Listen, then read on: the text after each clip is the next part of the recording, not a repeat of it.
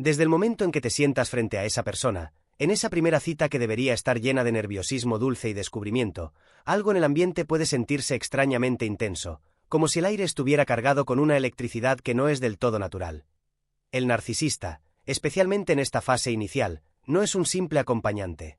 Es un pescador lanzando su red con una precisión milimétrica, y cada gesto, cada palabra, está diseñado para engancharte, para crear una ilusión de conexión instantánea que te haga bajar la guardia y confiar ciegamente en una persona que, en realidad, no te ha mostrado aún su verdadero rostro. La primera y más poderosa señal es la velocidad. Todo sucede demasiado rápido, con una intensidad que puede sentirse abrumadora pero también increíblemente halagadora. Te llama alma gemela o destino cuando apenas saben tu apellido, hablan de futuros lejanos, de vacaciones juntos, de conocer a tu familia. Como si el tiempo no existiera y la paciencia fuera un concepto ajeno a su vocabulario emocional, y este bombardeo de futuro ficticio no es romanticismo, es una técnica de manipulación. Llamada love bombing, que busca crear una dependencia acelerada, una deuda emocional que te ate a ellos antes de que tengas tiempo de evaluar fríamente la situación. Observa la conversación, su flujo natural o artificial. Un narcisista rara vez hace preguntas profundas sobre ti, y si lo hace, las utiliza como trampolín para hablar de sí mismo, desviando constantemente el tema hacia sus logros, sus opiniones, sus experiencias, que siempre son más espectaculares, más trágicas o más únicas que las de cualquier otra persona.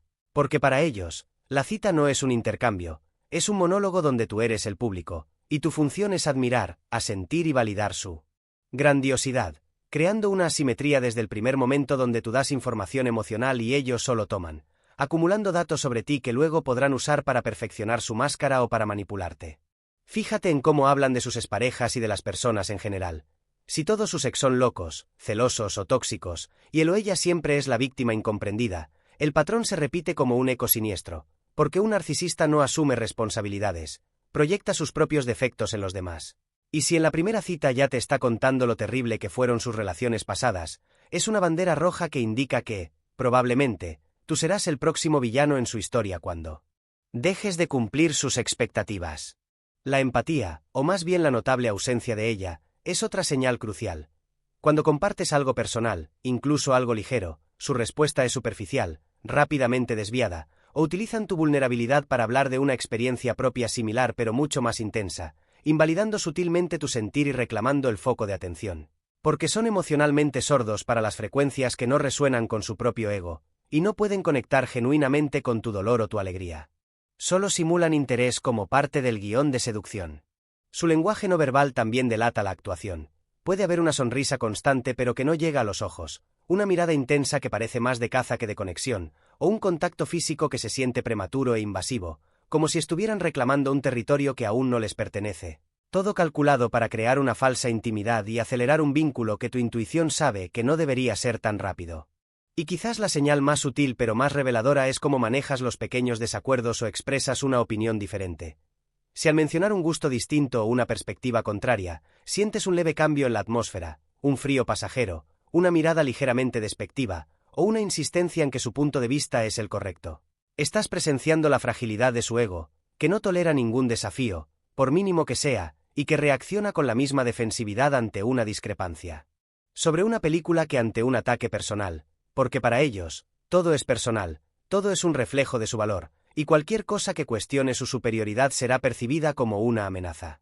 La primera cita con un narcisista no se siente como un encuentro entre dos iguales, se siente como una audición para un papel en la obra de teatro de su vida, un papel que, si aceptas, te convertirá en un actor secundario en tu propia historia.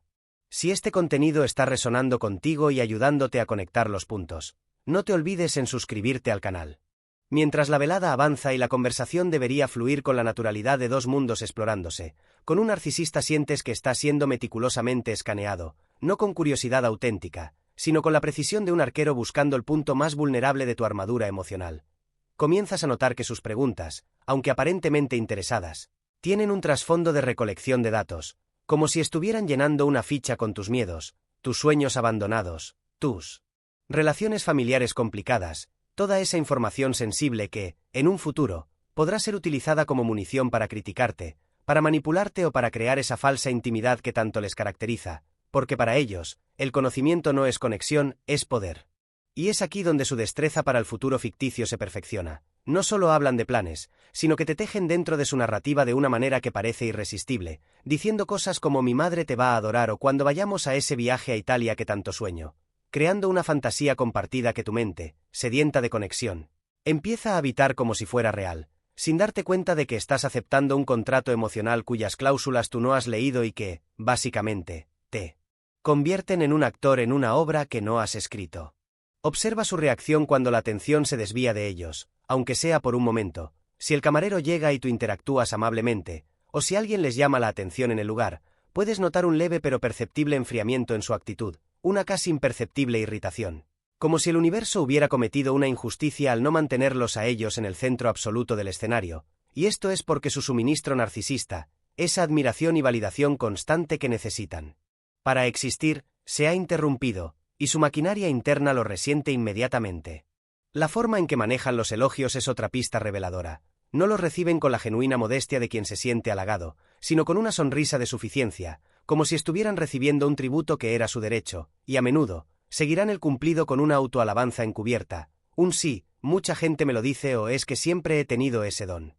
Convirtiendo tu halago en un trampolín para elevarse aún más, en lugar de en un momento de conexión mutua.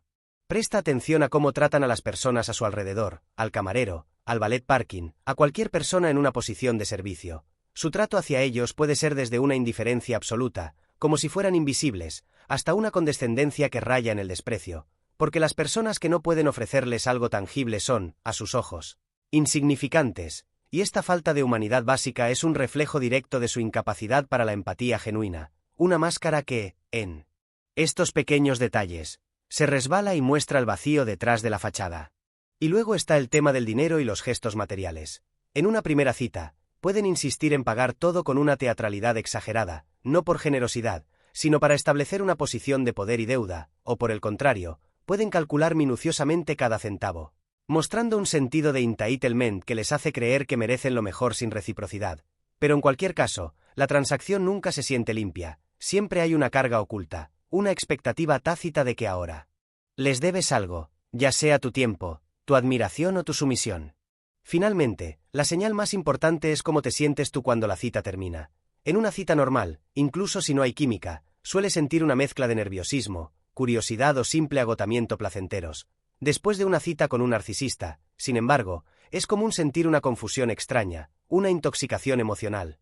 Como si hubieras bebido demasiado café, tu mente da vueltas intentando procesar la intensidad, la velocidad, la cantidad de información, pero por debajo de todo eso, si escuchas a tu cuerpo, a tu intuición, hay una punzada de alerta, una sensación visceral de que algo no encaja, de que esa persona era demasiado perfecta para ser verdad, de que has sido cautivado por un espejismo que prometía un oasis pero que, en el fondo, ya te está dejando una sed que no sabías que tenías. Esa sensación, ese malestar sordo en el estómago, es tu brújula interna advirtiéndote que salgas corriendo, porque el precio de ignorarla puede ser años de recuperación emocional. Pero si hoy, al escuchar esto, reconoces ese patrón en tu propio pasado o presente, quiero que sepas que esa brújula interna que te advertía sigue intacta, solo necesita que confíes en ella de nuevo. El hecho de que ahora puedas identificar estos hilos invisibles significa que estás reclamando tu poder, que estás aprendiendo a proteger tu paz antes de que el espejismo te atrape.